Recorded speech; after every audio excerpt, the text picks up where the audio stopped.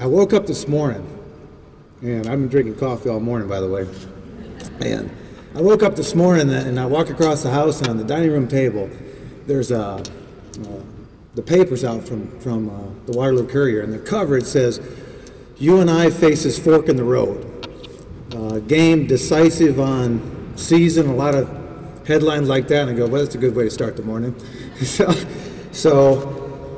I tell you that because it kind of puts a spin into what Deb was just talking about, what a lot of people in here are talking about.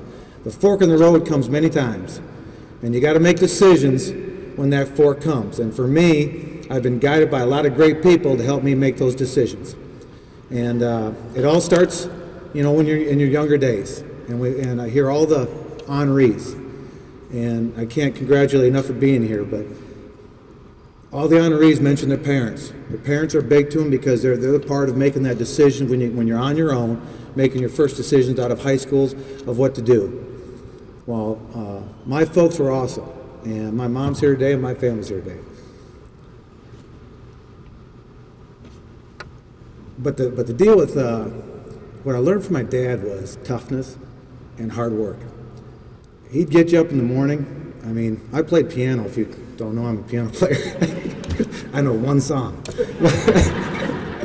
But I played the piano. Well, he made you get up in the morning at 5:30 in the morning to play the piano, when he left for work. And I think he did that now that I'm older, so he didn't have to listen to it.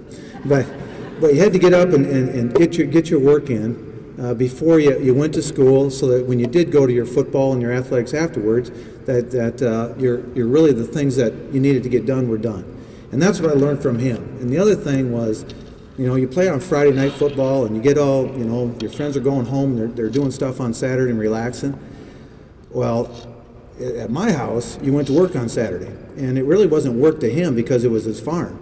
And so we'd be digging post holes and doing that stuff, and it didn't matter how sore you were, that stuff. I mean, you went to work the next day. And when you go back and think of it, it's everything I'm trying to tell our football team. You try to instill that work ethic in them that it takes to win every day, and not just because you win a good game, you take the next day off. You got to do it every day.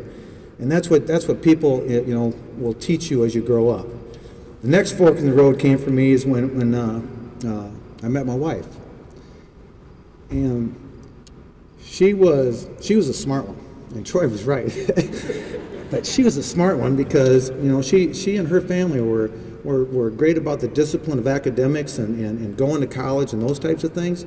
That's what was very important to them, was the academics and what it takes to be successful. It's not just being athletic or not just being a hard worker, but it took an academic side to it too. At the University of Northern Iowa.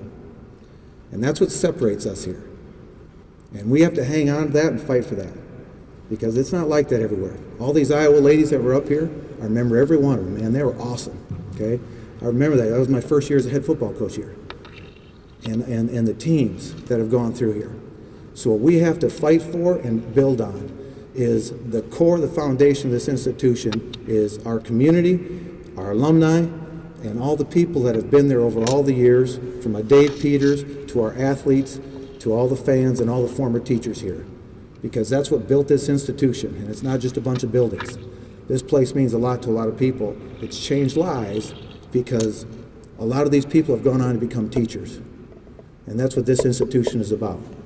So to all of that, I thank the committee, number one, for the honor to stand in front of you today. I thank you more as an institution for allowing me to be your head football coach, because that's a bigger deal, because you're representing so much. I thank the president, Pat, Troy, Dannon.